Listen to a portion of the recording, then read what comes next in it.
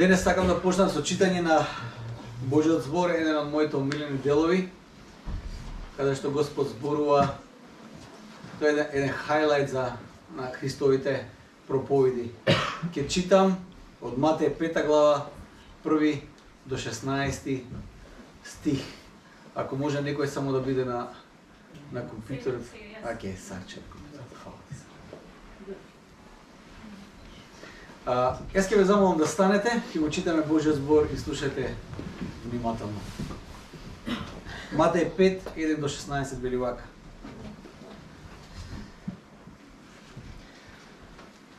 Кога го виде народот, Исус се искачи на гората и штом седна, неговите ученици се приближаа до него.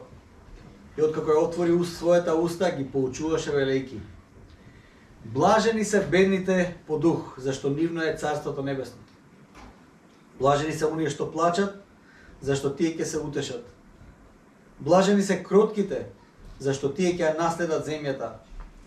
Блажени се гладните и жедните за правда, зашто тие ќе се наситат. Блажени се милостивите, зашто тие ќе бидат помилувани.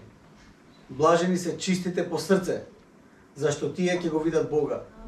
Блажени се миротворците, зашто тие ќе се наречат синови Божи. Блажени се гонетите заради правда, зашто нивно е Царството Небесно. Блажени сте кога ќе ве срамат и прогонуваат и кога лажно ќе говорат против вас секакви лоши зборови поради мене. Не радувајте се и веселете се, зашто голема е вашата награда на небесата. Така ги гонеа и пророците што беа пред вас. Вие сте солта на земјата, но ако солта го изгуби вкусот, со што ќе се посоли? Таа веќе не е за ништо, освен за да се врли надвор и да се изгази од луѓето. Вие сте светлината на светот. Не може да се сокрие град што се наоѓа на врв планина. Нито пак светило се пали и става под поклопец, туку на светилник им свети на сите во домот. Така, нека свети пред луѓето и вашата светлина, за да ги видат вашите добри дела и да го прослават вашиот Отец кој е на небесата. Амен. Може да седнете. Сега би требало да седнам и јас и тоа да биде проповедта за денес. Проповедана од најдобриот проповедник кој некогаш проповедал на оваа земја. Не само оној кој проповедал, туку тој е оној кој сето тоа што го проповедал пред се и го живеел. Тоа е познатата проповед на гората на нашиот Господ Исус Христос. Колку би сакал сега реално да бидам еден од тие во таа толпа таму да ги слушнам вие зборови за прв пат. Да се искачам на гората каде што Исус се искачил, да го следам чекор по чекор и кога ќе седне да ги слушам овие прекрасни зборови. Исус не ја најавил таа проповед многу грандиозно. Сигурно не постирал на Инстаграм и на Фейсбук да каже сега оваа недела таа е проповед, разбирате? Ако сакате да слушнете одлични зборови оваа недела, кај нас на оваа локација дојдете, имаме одлична услуга. Исус не го постирал тоа, верувам.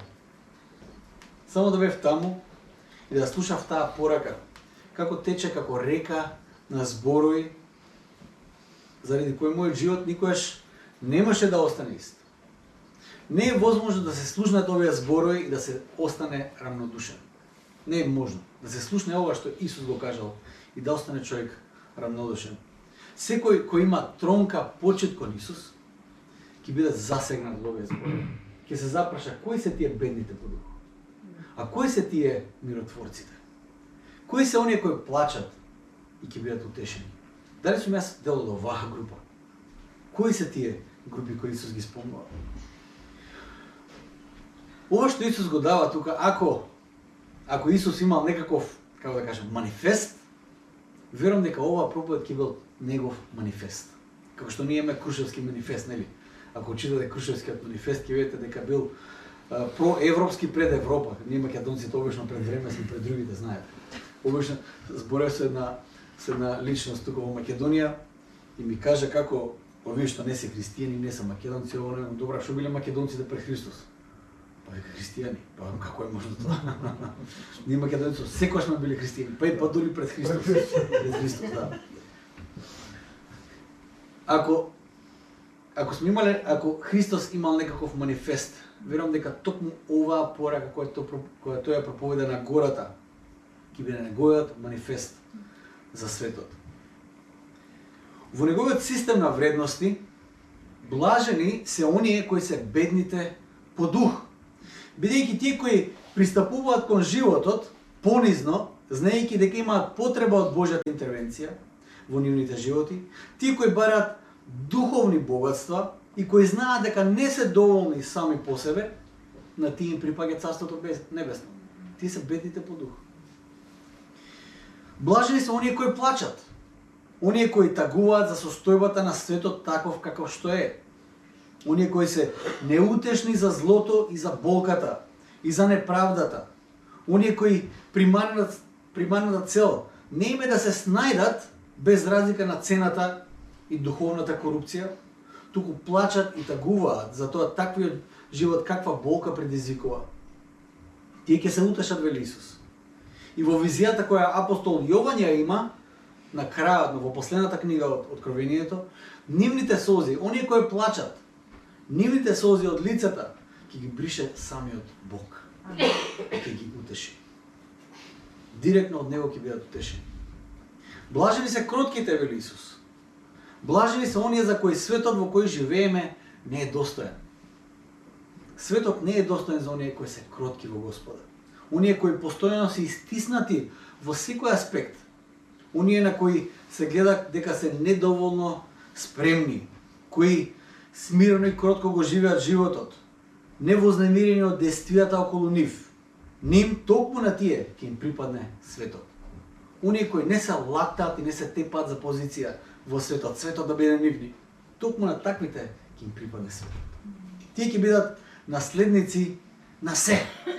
Оние кои не грабаат, оние кои не се лактаат. Тие чиј глас понекогаш не можеш ни да го слушнеш. Ними припаѓа светот во наследство. Блажени се гладните за правда, гладните и жедните за правда. Оние кои гладуваат не за повеќе станови, не за повеќе пари, не за повеќе слава, не за повеќе комфор, туку гладуваат и жедуваат за правда. Не за нивната правда, туку за Божјата правда. Бидејќи само Божјата правда носи и задоволство и ситост во животот, тие ќе бидат наситени. Блажени се милостивите, оние кои ќе го заборават она што сте им го сгрешиле, оние кои ви простиле далеку пред да им кажете прости ми. Тие се ретки луѓе. Оние чија радост не е засегната и не зависи од сето она што се случува сега и овде околу нив. Оние кои немаат фиоки за складирање, сите имаме фиоки за складирање, оние кои немаат фиоки за складирање, за сеќавање или за зли денови, да го изедат тоа што го складирале. Оние кои тежнеат и одвај чекаат да дојдат до местото на кој ќе искажат милост, не да примат милост само, туку да искажат милост. Едва чекаат да дојдат на тоа место. Оние во кои знаеш дека секогаш имаш пристап и се чувствуваш заштитено секогаш кога ќе пристапиш и знаеш дека можеш да влезеш во нивните животи и да се чувствуваш како дома. Без разлика што се случило претходно, без разлика каков однос сте имале, без разлика каква препирка имало. И тие секогаш имаат екстра милост. Токму тие луѓе. Таквите ќе бидат помилувани. Не оние со врски, не оние кои може да платат, туку оние кои без задршка даваат милост. Блажени се Исус вели чистите по срце. Оние кои немаат втор живот, скриен живот. Тие кои имаат еден живот. Блажени се оние чиј живот е како животот на дете, кој неконтролирано може без предупредување да открие што се случува и што се збори по дома. Такви се деца. Од тоа не е најмногу страв. Што детето ќе извади на површина пред сите. Блажени се тие чиј живот е таков, како живот на дете. Бидејќи срцето е чисто, ја има таа наивност и отвореност. Оние чиј поглед не е засенет од минливоста на овој свет, туку нивните очи очите на нивното срце е насочено кон Бога и живеат на начин на кој нивниот живот е активно отворен пред Бога. И само неговото мислење, она не е важното за нив. Не им е важно мислењето на околината, туку Божото мислење за нив. Таквите чии срце е чисто не пред погледот на луѓето, туку пред Божите очи кои гледаат се. Тоа се токму тие кои ќе го видат Бога. Така вели Исус. Чистите по срце се оние кои ќе го видат Бога. Другите кои немаат чисто срце, ќе го гледат Бог пред нив и нема да го видат. Отприлика тоа се случи со Исус. Блажени се миротворците. Оние чија крајна цел е мирот кој е толку преобразувачки, што го менува светот околу нив. Оние кои кога ќе ги видиш имаат чувство како да живеат во некој друг паралелен универзум, кои не се засегнати многу од она што се случува околу нив. Тоест, тие се многу свесни за апсолутно се што се случува околу нив. За неправдата, за горчината, за лудоста на овој свет, но нивниот живот изобилува со чуден мир. Мир кој е толку потребен, толку скапоцен, што луѓето доаѓаат околу нив, бидејќи сакаат тој мир да биде и во нивниот живот. Токму тие, чиј живот е таков, миротворците, тие ќе се наречат деца Божии.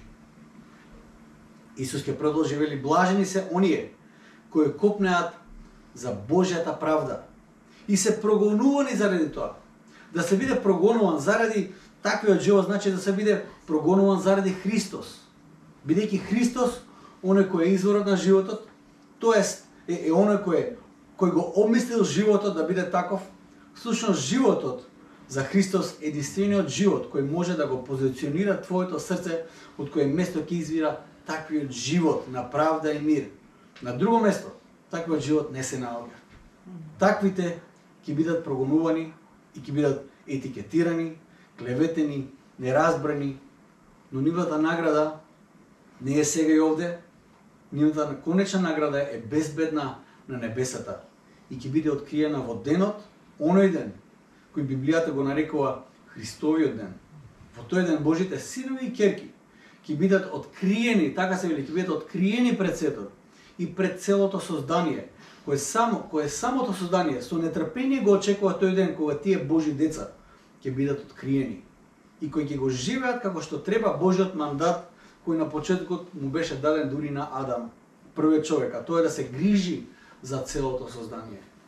Божите синови и ќерки на крајот ќе бидат оние кои во целост ќе го исполнат тој Божи мандат, ќе го комплетираат. Но јас денес живеам во Скопје и за само возња од 15 до 20 минути додека дојдов тука, до црква, Божиот мир го снема.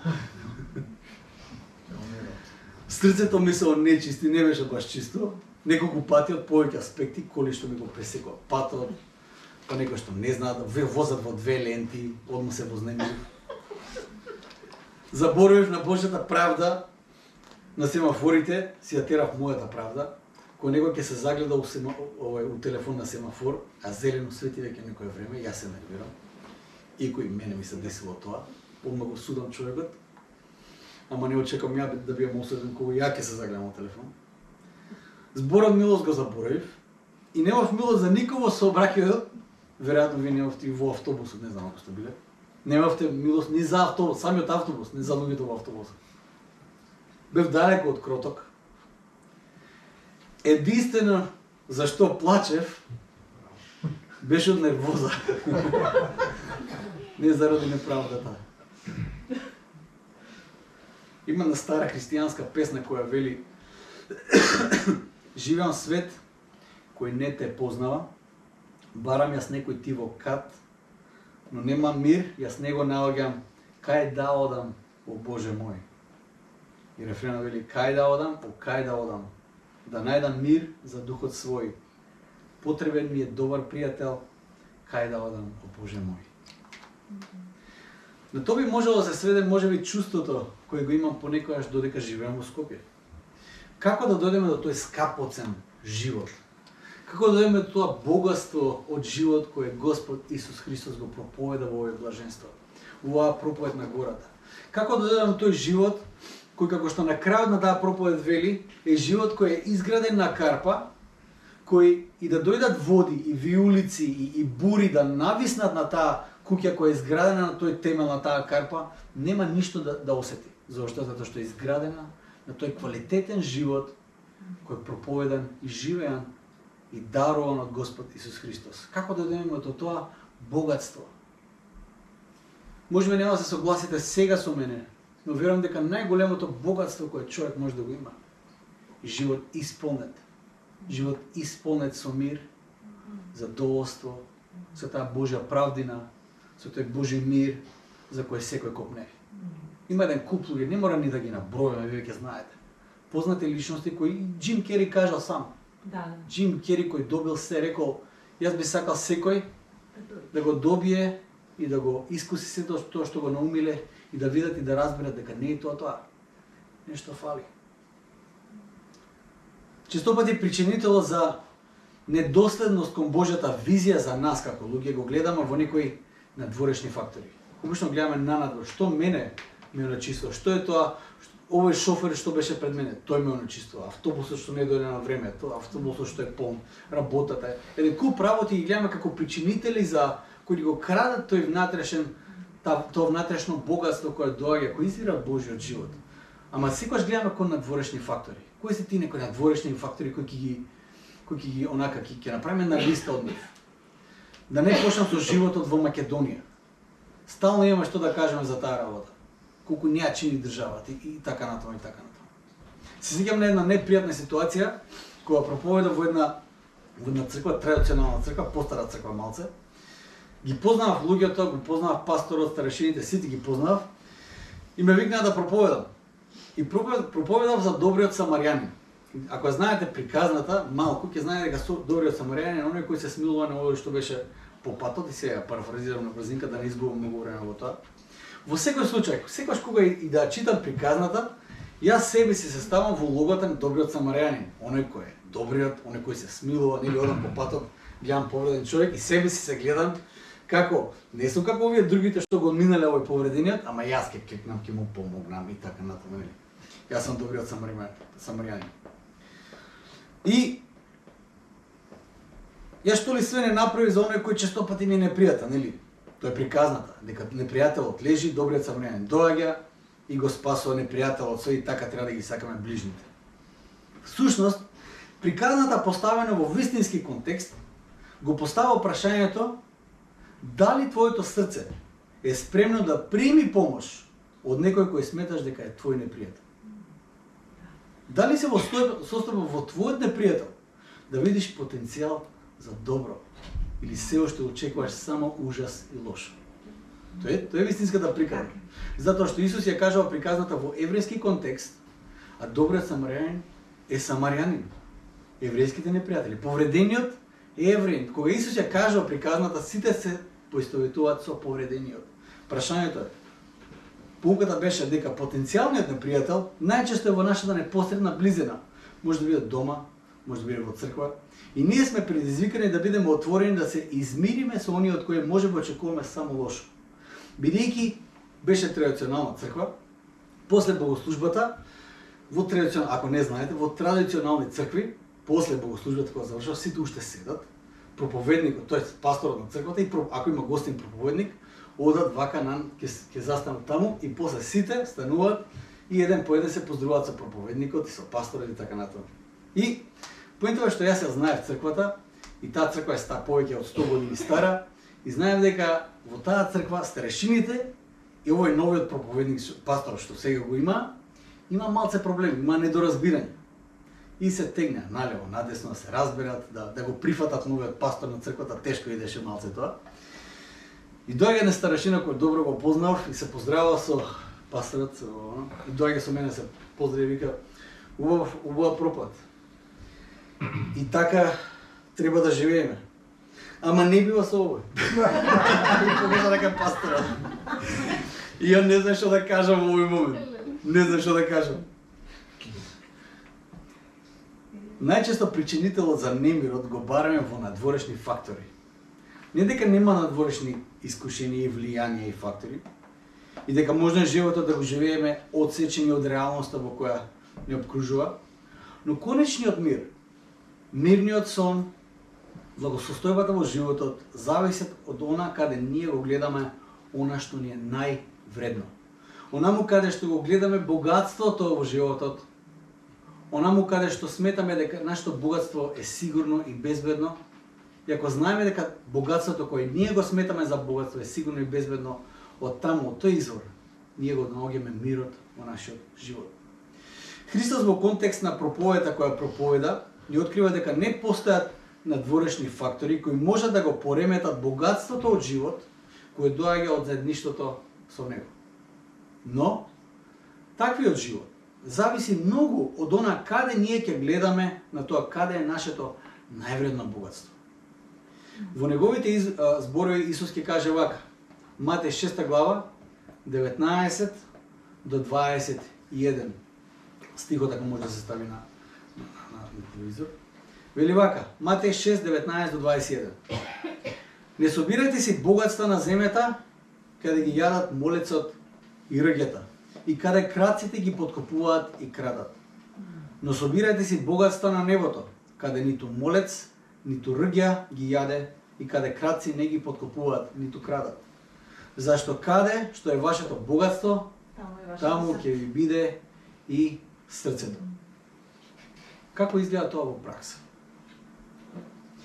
Оваа сезона на проповеди во изминативе неколку месеци зборував за малку повеќе за хероите на верата, за служењето кои го оставиле како пример и ги обработувале и ги обработивме нивните животни. Кои се тие херои на верата?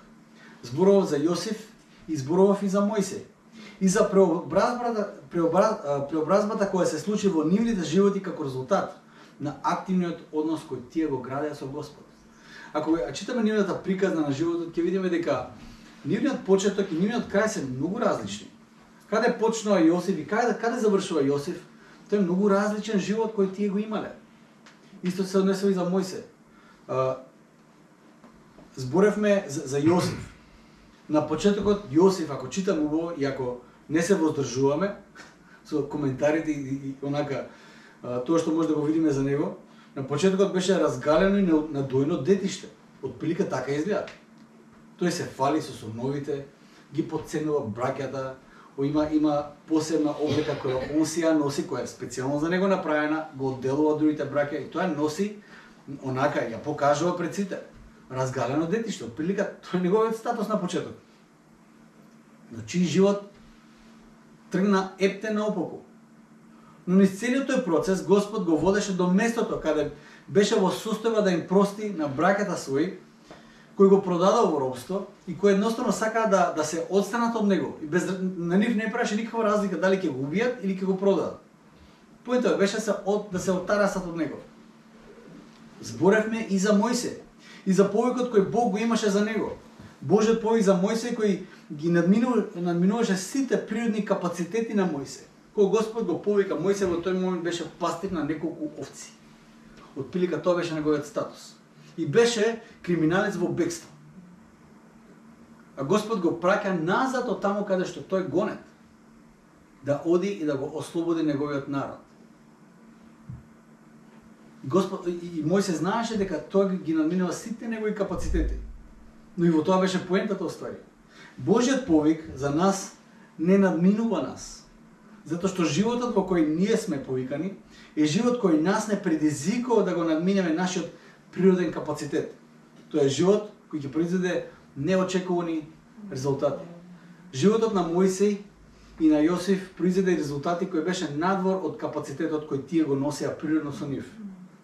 Изминативе 2 недели читаме на книга која многу ме инспирираше за оваа проповед. Пишување од еден христијански филозоф се вика Далас Уилард и се вика Divine Conspiracy или преведено на македонски е Божјата завера. Нормално тоа е еден таков наслов на книгата. Поднасловот е Откривање на нашиот скриен живот во Бог. Откривање на нашиот скриен живот во Бог. Оној живот за кој јас денес сакам да зборувам. За кој зборувам. Животот во кој сам по себе е богатство за секој еден од нас. Во едно од поглавијата тој вели дека поучувањето на Исус окажуваат подалеку од делата кои ги правиме. Обично ние кога зборуваме за христијански живот, порано или покатно ќе се сведеме на делата, кој што прави, кој кога прави, кој распоредот на читање на Библија, кој колку служи, што прави и така натаму. Обично се фокусираме на делата. Тој вели дека поучувањето на Исус окажуваат подалеку од делата кои ги правиме. Христовите зборови кажуваат на карактерот. Тоа се луѓето чиј живот заради односот со Бог е толку преобразен, што добрите дела за кои ние се копнееме и зборуваме, кои произлегуваат од нив, се толку несвесни, што тие се само како резултат на животот кој тие го градат со Бог. Тие луѓе се токму оние чија лево рака нема да знае што дава десната, на сличен начин на кој искусен возач ја вози колата низ Скопје без воопшто да размислува како се вози кола. Или како кога се збори мајчин јазик. Јас не сум свесно секогаш вклучен онака кога зборувам македонски. Тоа едноставно излегува од мене. Исус сака да каже вака: оние кои живеат животот со Бог, нивниот карактер ќе биде таков. Преку нивните дела ќе излегуваат добри дела на ист начин како што би зборувале мајчин јазик. Толку природно, толку несвесно. Толку природно левата рака ќе дава, а десната да не знае. И така натаму. Тоа се луѓето кои не мора премногу да се напрегнат за да прават добро за другите. Понекогаш на нас ни треба дисциплина за да правиме добро на другите. Едноставно ние сме луѓе кои сме себични. И тоа не мора да го кажеме некој да се навреди. Ние сме себични. Ако не сме себични, немало потреба Исус да дојде да умре за нас. Ние сме себични. Тоа се луѓе кои не мора премногу да се напрегнат за да прават добро за другите. Нивните дела се во тајност, без разлика на тоа кој ги гледа, бидејќи се абсорбирани во нивната љубов за Бог и за другите околу нив. Тие најчесто не ги ни гледаат нивните добри дела и ретко се сеќаваат на нив. Токму затоа што тие гледаат кон Бог и единствено кон Него, затоа Господ им одговора. Како што вели Исус: вашиот татко кој на небото ве слуша и гледа во тајност, но ви одговора јавно. Таквите луѓе се познати по тоа колку нешта се исполнуваат заради нивната мисија. Луѓе кои гледаме дека околу нив на вистина Господ многу прави. Тоа е диспропорционално од тоа што тие може да направат и се исполнуваат многу нешта. И често знаеме да се знаете но самите тие луѓе сваќаат и знаат дека што и да се случува во нивниот живот, се случува само заради Божјата сила во нив, а тоа не е од самите нив. Таквите луѓе на тој начин го живеат животот. Уилард Далас ќе каже: таткото кој е во тајност, тој пребива во тајност. Токму на тоа место, на скришно место, седиме во присуството на Семоќниот. Такви се делата на оние кои се водат според Божјиот вредносен кодекс. Оние кои го живеат Божјиот збор, оние кои живеат проповедта на гората во нивниот живот. Тие се што прават во тајност. И не е важно дали некој ќе ги види, ќе ги пофали, ќе ги стави на тапет, ќе им даде медал, награда, што и да е. Тие животот го живеат во тајност, затоа што живеат пред Бог. А нашите дела. Пасторите кога ќе се собереме, често пати зборуваме за Македонија, за црквите, за локалните цркви. И секој пастор има да се пожели нешто, нели? Тоа не е едноставна работа. Еве нашата црква, тоа треба, онаа треба. И често знаеме да се жалиме, пасторите, такви сме ние. Јас никогаш. Мојата црква е најдобра и го мислам тоа. Но понекогаш и јас ќе се пожалам за нешто. Не знам. Во контекст на служењето обично има некој пропуст, не знам. Обично немаме време до крај да се исполнат обврските работите. Постојано се ги потсетуваме тимовите да се завршат работите до крај, на пример. Не е исчистено на време или не е исчистено како што треба, не е на место на кое што треба и така натаму. И се некои нови чек-листи правиме, И размислувам за сето тоа. За давање зборуваме дека имаме потреба од тоа да живееме тука во кажи го тоа, во ова просторија со црква и така натаму. Има и куп работи. Дали е искомуницирано се на време? Дали кафето е направено на време? Кафето ако не е направено на време, проблем станува. Не може да се разбудиме и после. Но на крајот на денот морам да разберам дека не е понекогаш до комуникацијата. Не се случуваат нештата и да се сведуваат на чек-листи. На крајот на времето се сведува на разината на срцето. Тоа го знам, не затоа што добив некој големо откровение од Бог, туку од искуството во мене. Секогаш кога ќе ја фатам линијата на помал отпор, а тоа е секогаш искушение да ја фатиме линијата на помал отпор, нешто во моето срце не е како што треба. Не е до чек-листата, не е до времето, не е до распоредот, до ништо не е. Туку на разината на срцето е.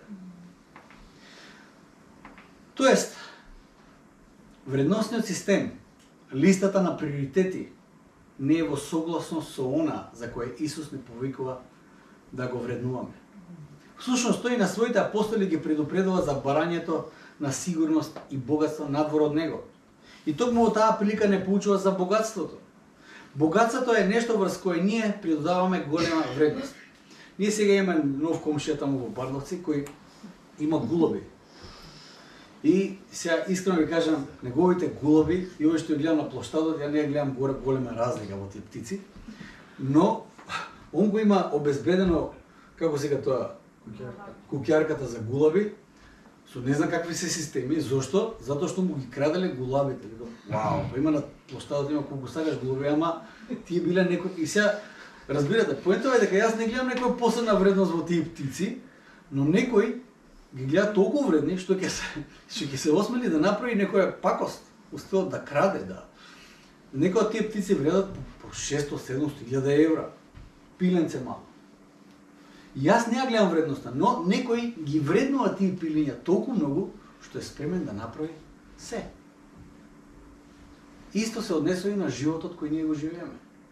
Во што го ставаме нашето богатство, во што ја ставаме нашата највисока вредност, таму ќе биде и нашето срце.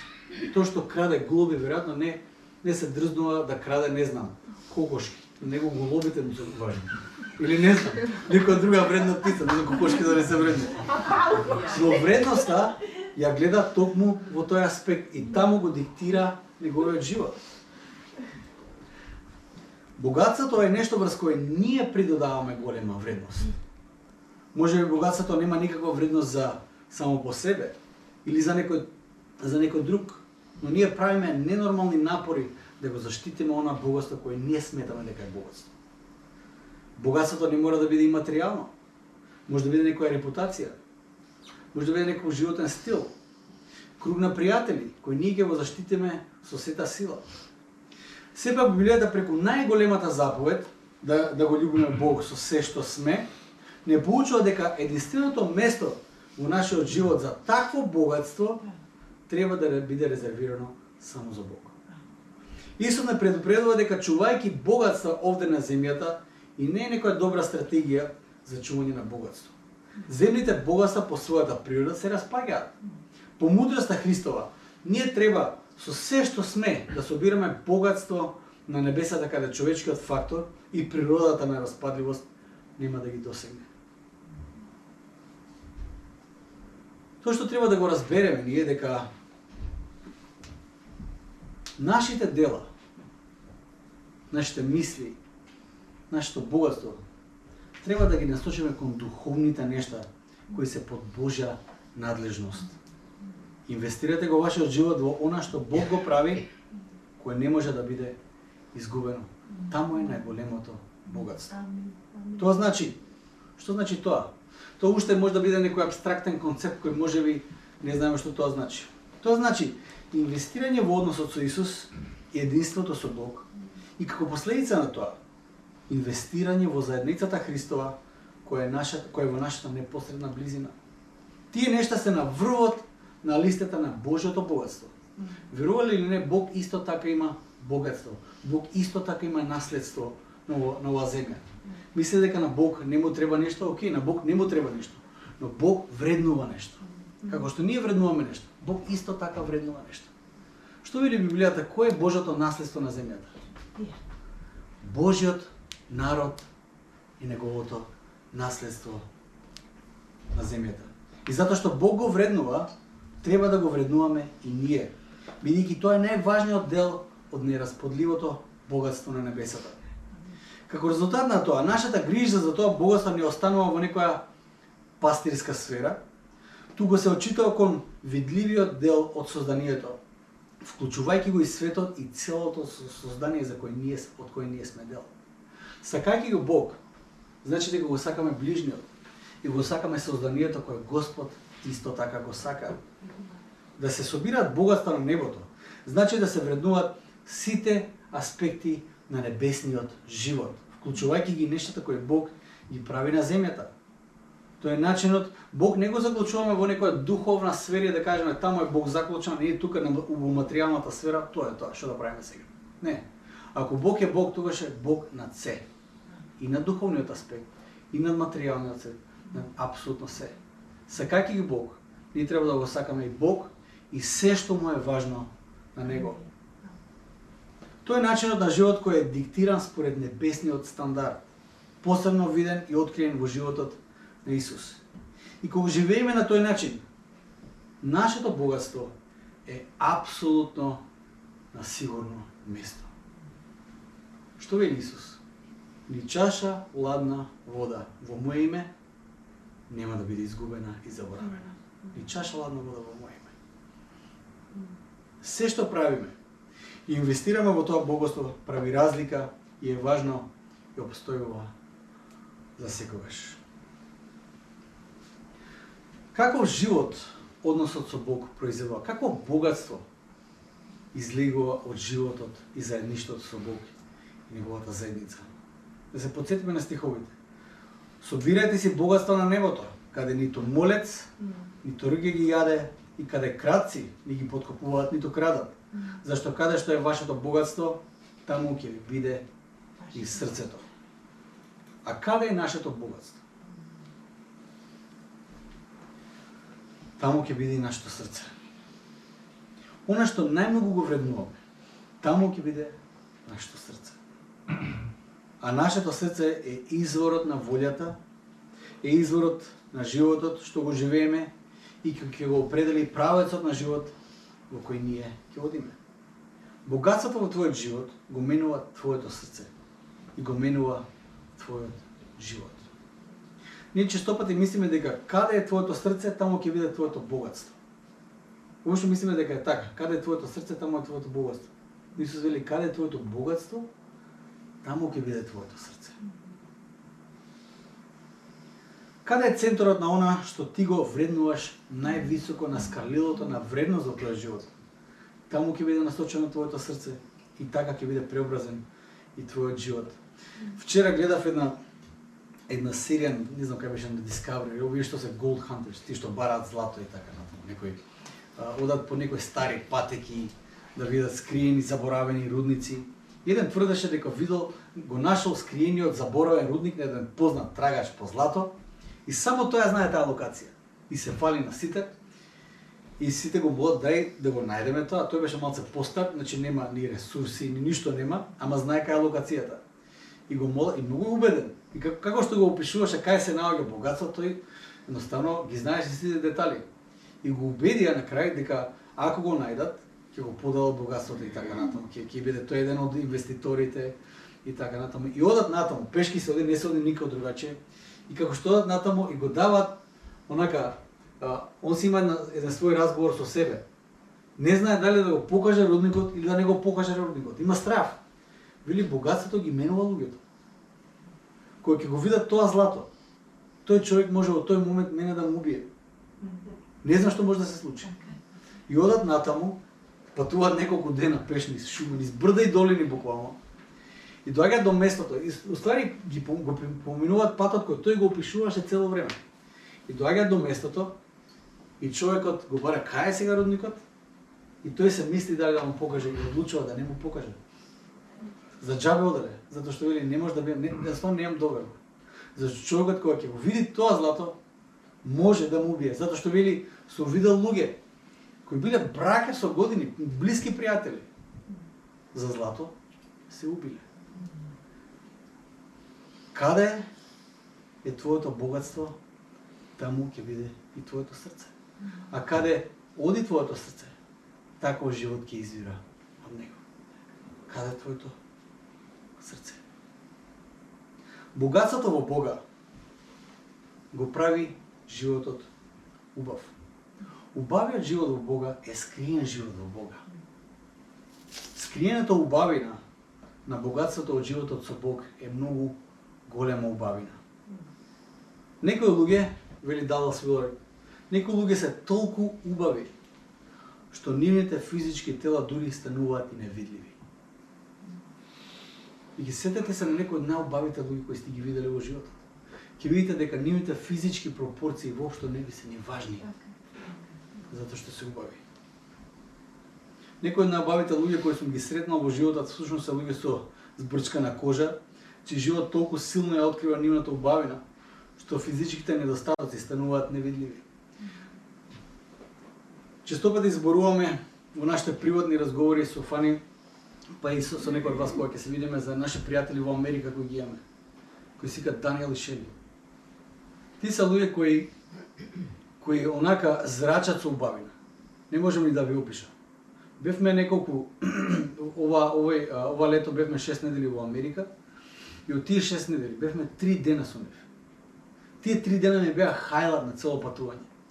Имаше убави работи, посетивме прекрасни пријатели, посетивме семејството со Кевин во Минесота, но со тие луѓе имавме однос кој почнавме да го градиме уште од 90-тите. И некако имаше тогаш ги видовме тие луѓе, и видовме во нашиот контекст, беа мисионери тука, оставија неверојатна трага. И одиме после толку многу години кај нив. Ги наоѓаме во нивниот контекст во Вермонт. Не живеат во нешто кој знае што, какво изобилство или не знам што. Тие служат таму во една црква. Но тие луѓе за мене се толку убави како живи светци, како живи светци ги доживувам. Едноставно бевме толку благословени од нивниот живот. Толку благословени од нивната скромност, од нивната светост, која е толку едноставна. Што беше многу